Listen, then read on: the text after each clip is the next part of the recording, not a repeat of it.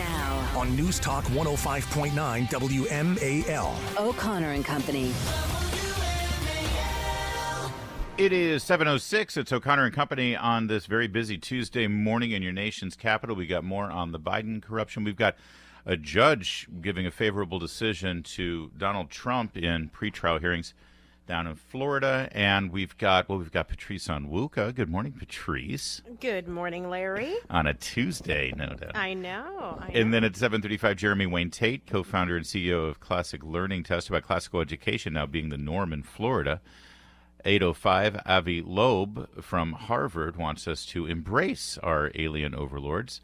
And then at 8:35, Nick Minnock is, speaking of aliens, he's been covering corruption out there in Loudoun County Board of Supervisors and School Board.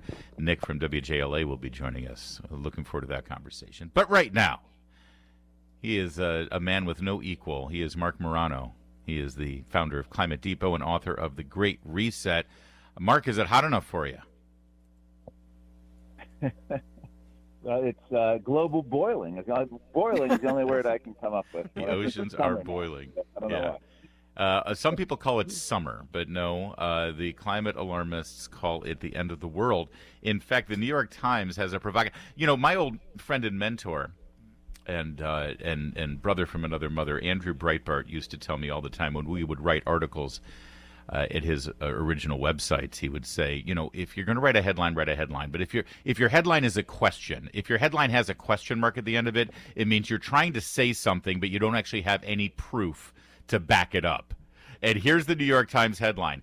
Is this the end of summer vacation as we know it? Marc Morano, carbon emissions have ruined summer vacation? Is that what this is about? I mean, we can laugh on one hand, but on the other, this is a deadly serious article by our ruling class betters. But basically, they're saying that our unchecked travel all these years has created a worsening climate crisis that may force us home. And at one point, they talk about us huddled around, instead of traveling, we'll be huddled around air conditioners at home. They quote someone saying, quote, "We all just stayed home and huddled in a room with the air conditioner on." That's the New York Times vision of the hellscape we created with our travel. And they're basically saying because of heat, fires, floods, tornadoes, and hailstorms. It's biblical, don't you know, that we can no longer take our summer vacation. Well, Marc, wait a minute. How in the world are we allowed to even use air conditioners? Because I'm pretty sure that would be expanding our carbon footprint. Am I wrong? Well, here's the thing. If you go switch coast to the other coastal league, this goes from the New York Times, but now go over to the LA Times. As you know, just 2 weeks ago, they had an article suggesting and asking, I think that's the same Breitbart violation, another question mark, can blackouts help solve global warming? There you Their go. suggestion there was... Listen, if they knew... there you go. Yes. If they... there's another question mark. Thank you. Blackouts help global warming because we're all going to be stuck without power.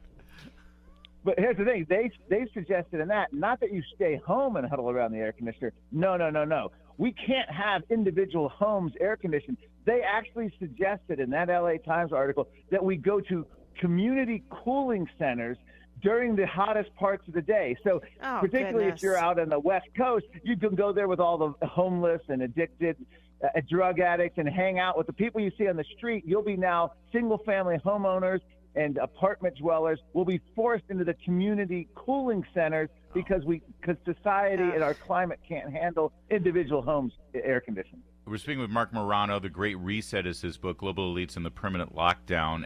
And I want to get to that in a minute because that's what all this is leading to. But can we just remind everybody for a moment, you know, the temperatures they're talking about here are a couple of degrees over the last century, I believe. And, of course, no one can tell you what the ideal temperature and what our planet is meant to be at any given time.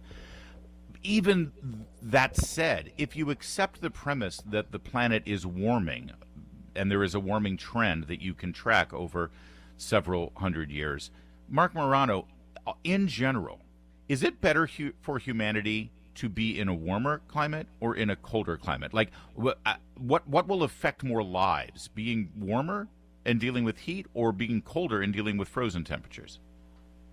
Well, that's an easy one to answer. The medieval warm period used to be called the medieval climate optimum because warmth was always seen as good.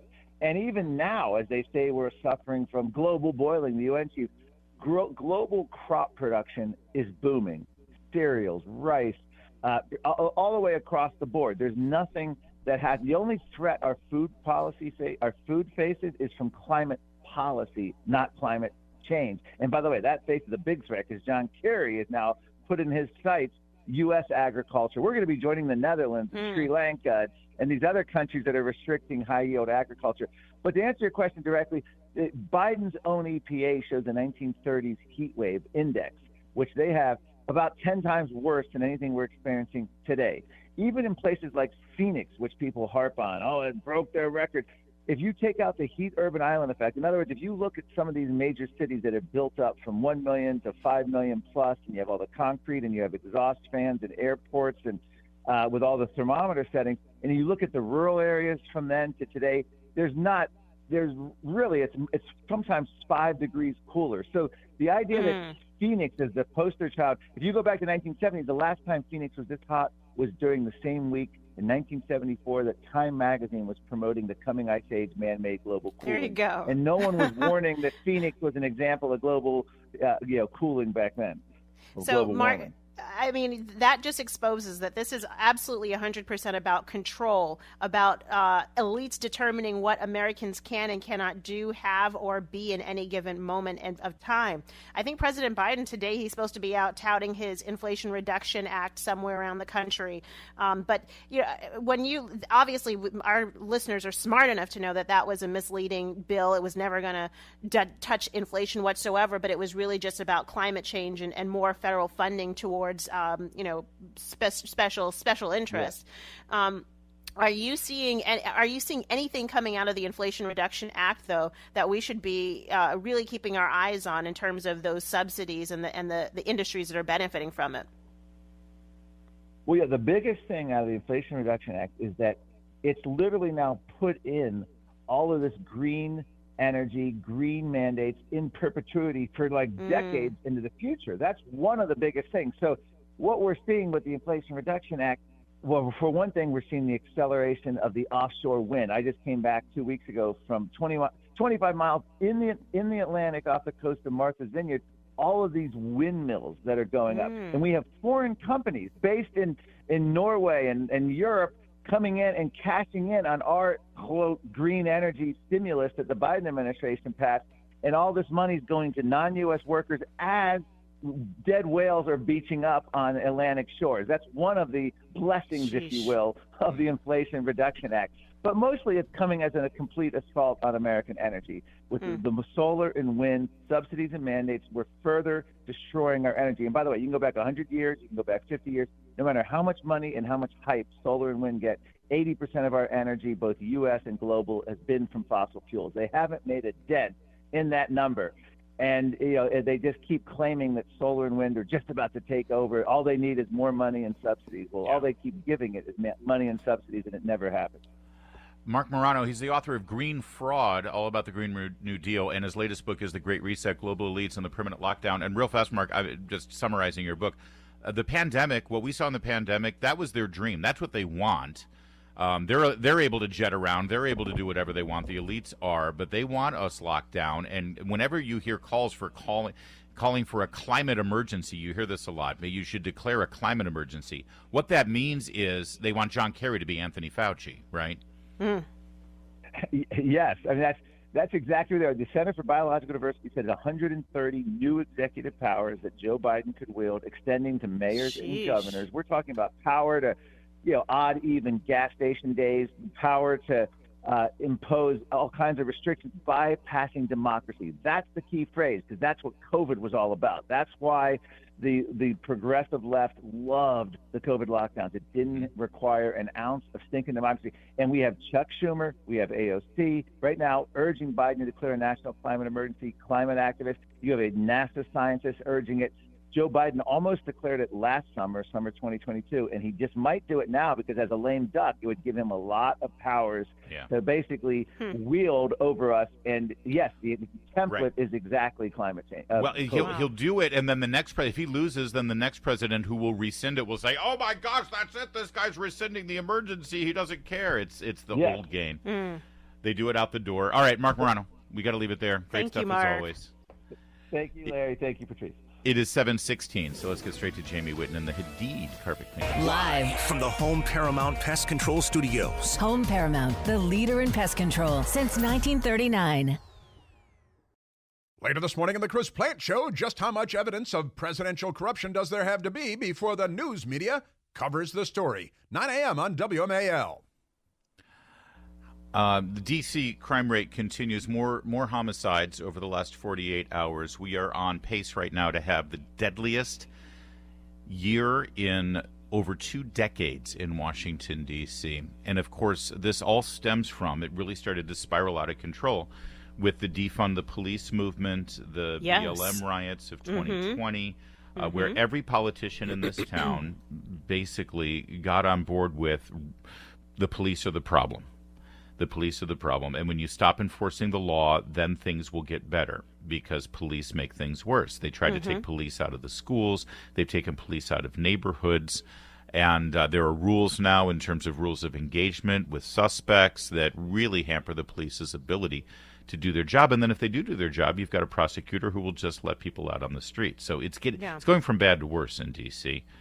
And on ABC7, Scott Taylor, the reporter, had just a wonderful moment with a 10-year-old who lives in D.C. talking about this crime problem. And I want you to hear this because it's just this simple.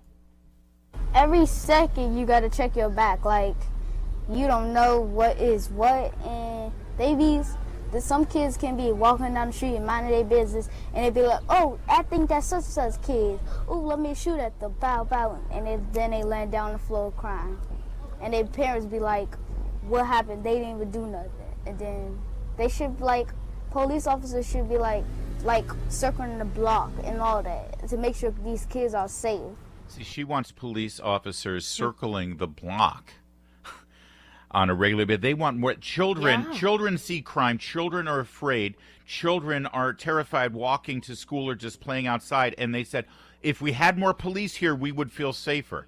And yet all the elected officials and politicians, Patrice, tell us that having police there are the problem. They're the ones who cause the unrest and the tensions. Well, I'm very proud that this 10-year-old girl recognizes what most people in these communities recognize, which is that greater police presence is needed to reduce and to deter crime. They want to see a police presence. And it's sad that we're seeing the kind of violence. And now, listen, it's not for a lack of BLM and BLM adjacent individuals trying to teach these kids that police are the problem. These kids are now recognizing that's a lot of gobbledygook that they've been hearing over the past 3 years plus. In fact, it is the police who are there to help and rescue them. And when I see these D.C. council members now calling for the National Guard because of homicide surges, when in recent D.C. Election debates, they've been saying, well, again, police are the problem. So the chickens are coming home to roost, and it's the people of D.C. who are the ones who are getting roasted because of these policies. That's right. Trayon White, a member of the district council who oversee the police department, the MPD, he said, we got horrible homicide, we got horrible crime, so we need the National Guard. Hey, dude, we have a police force here. Instead of spending your time as a district council member defunding them and changing the laws so that crime can be easier to happen, and then when things go out of hand, it's like, oh, we need the National Guard. That's not the National Guard's job. No, it's the D.C. police. Larry, last year, I'm looking at this article in a debate between him and Mayor Muriel Bowser. He's the one who's saying we don't need more police. We need the right number of police on the street, and more police is not the answer. Right. Oh, really? A new tune he's singing now that the people in his district are bearing the costs, the deadly costs of not having enough police presence on the streets. Meanwhile, over in Prince George's County, after that horrific scene that we saw with these thug kids bringing a gun onto a school bus, 15-year-old boy, and then attempted a murder. It's a yes. harrowing story that we covered when it happened a couple of months ago. The union that represents bus drivers are now starting to push back, saying we need more security measures on our school buses. Forget about, you've got all these metal detectors and things in the schools to protect the schools. What about us? What about on the school buses? They make a valid point because, listen, you can have a metal detector at the front of the school entry, but that kid has already gotten on the school bus with some sort of weapon. New in PG County this school year, I was just looking it up I have a son in middle school now. They are requiring that high school students carry clear backpacks, every student, so that they can visually see what's inside of the backpacks. And so but again, if you're on the school bus, it's a little bit too late. The question is, what can you do? Can you, when it comes to the school buses, to let the bus driver carry weapons? I mean, hey, I'm down for that too, if that's what the solution is. If they're properly trained and responsible yes, owners, absolutely. That caveat. Yes, exactly. It is 7:23. WMAL. O'Connor and Company. It is 7:36. It's O'Connor and Company on a super busy Tuesday morning. But hey, listen, you've got a busy day too, so we're in this together, and we'll keep you informed and entertained as the morning goes on, as you head to where you need to go and dodge those, new rivers that have been created thanks to last night's rain. Jamie Whitten will give you the latest traffic report, as you just heard, and we've got one more coming up at 7:45. It's Larry O'Connor alongside Patrice Onwuka on a rare Tuesday appearance. Good to see you, Patrice. Yeah, good to see you too, Larry. Coming up later in the program at 8:05, Avi Loeb, a professor of science at Harvard who's just fine with alien abductions. And at 8:35, Nick Minnock of WJLA will give us the latest on the scandals of Loudoun County. Joining us right now is Jeremy Wayne Tate. He's co-founder and CEO of the Classic Learning Test. Florida is on the brink of adopting classical education as its model for school systems. But, well, this is really cutting-edge, modern stuff, Jeremy Wayne Tate. My understanding is, because I read Axios all the time, that you and the folks at Hillsdale, you're pioneers in classical education. This is a brand-new concept that you've come up with. Congratulations on this newfangled idea. That's right. Larry, Patrice, thanks for having me on this morning. Yeah, I was surprised. I mean, I appreciate a lot of what Axios puts out, and I had a number of folks and fans texting me saying, this is just really poor and kind of shocking research that went into this. Yeah, in fact, well, just give us a quick briefer on, because sadly, it's been 50, 60 years since a classical education in America at primary and secondary schools, let alone at higher education bastions like colleges and universities. It's not the norm anymore. But can you give us a quick rundown on what classical education is and when it came about? Yeah, and the reason we even used classical as a modifier now is because it was always just called education. I mean, really. Right. Exactly. It was. You may be familiar with it. It's called education. Yeah, and what happened is in the beginning of the 20th century, the traditional end or goal of education changed, with the progressive movement, and the ends became much more utilitarian towards things like job placement and particular skill development, all towards jobs. The traditional ends were much more the cultivation of virtue, the formation of character. Often education was just called formation. They would say a young man is being sent off to formation because it was so focused on the cultivation of virtue. Well, and you make an interesting point, because so much of education today, interestingly now, it is towards it's not even towards the idea of being able to graduate and get a job. It is, frankly, I think it's failing students generally. But when you consider these pillars of classical education, some of these things sound very familiar, like grammar, logic, rhetoric, geometry, arithmetic, music. And unfortunately, we see these under attack. Not only do we see the idea of merit under attack, but we see things like grammar and punctuality under attack and being called racist or part of white supremacy. Can you debunk that for us?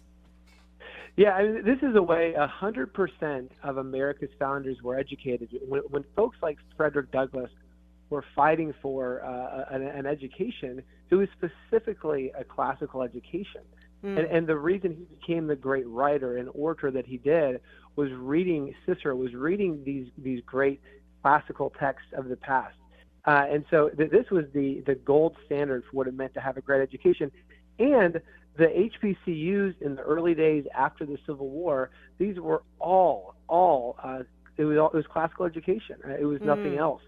And so really it's been a disservice. A great book I recommend to people is The Black Intellectual Tradition, written by two heavyweight black intellectuals who make the case that we've robbed the black community of their own inheritance by taking away this kind of education in favor of kind of this nebulous modern progressive education that really doesn't even do the job of training for skills anymore. Yeah.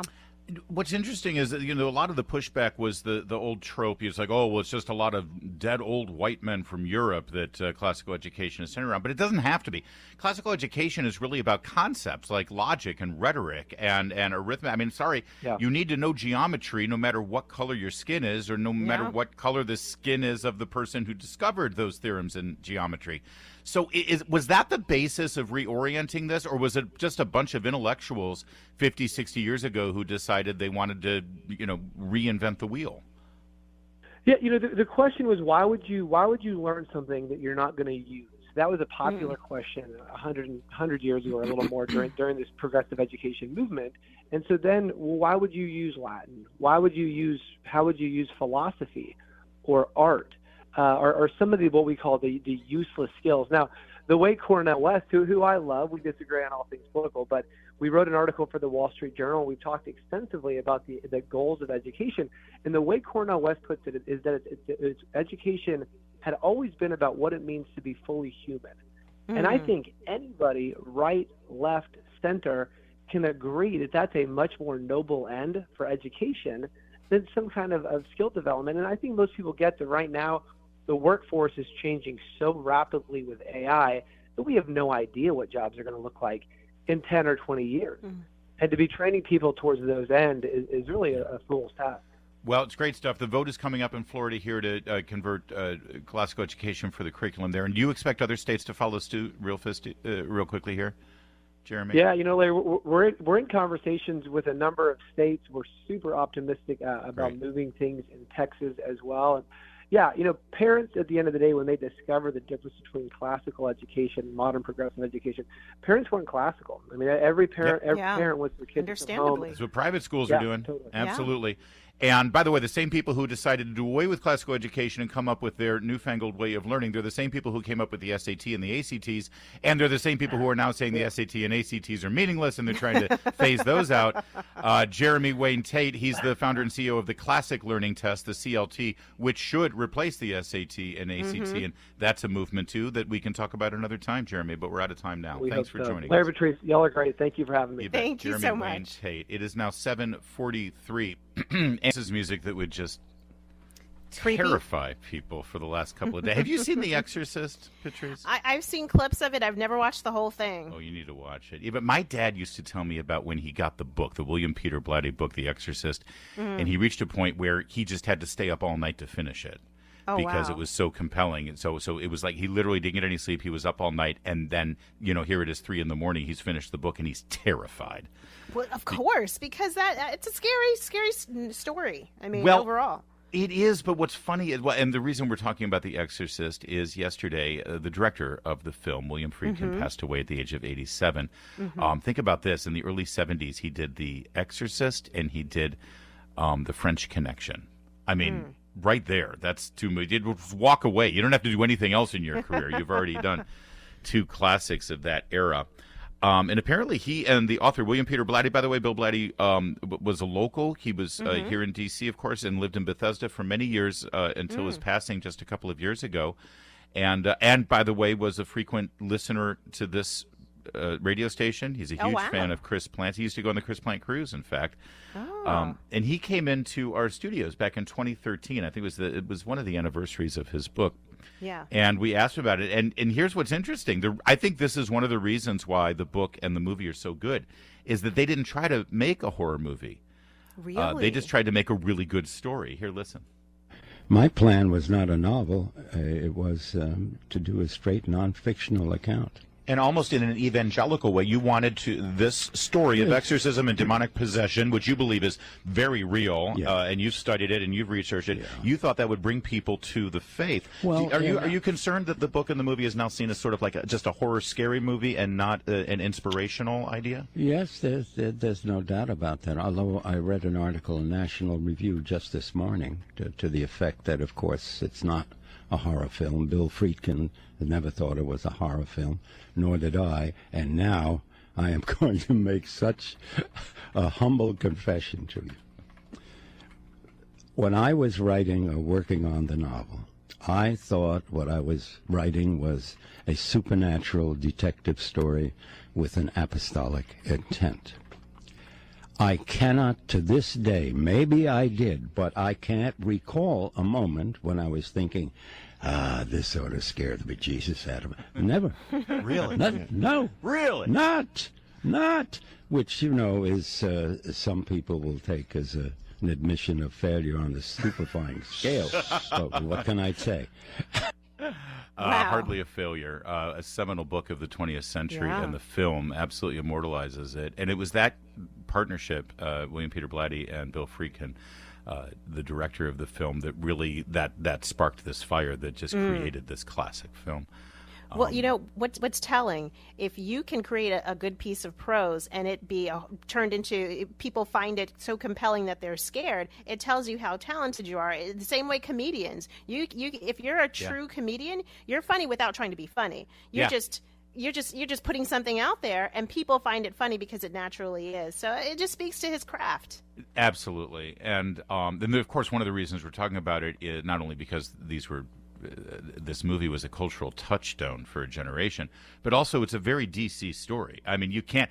Nobody drives down a canal down by the canal to get into Georgetown and drives past those Georgetown stairs without thinking of The Exorcist. I point it out all the time. Every day I have to drive to Rosslyn after the show, and when I'm sitting there, I look over, and then there's the stairs. There's The Exorcist stairs. Creepy.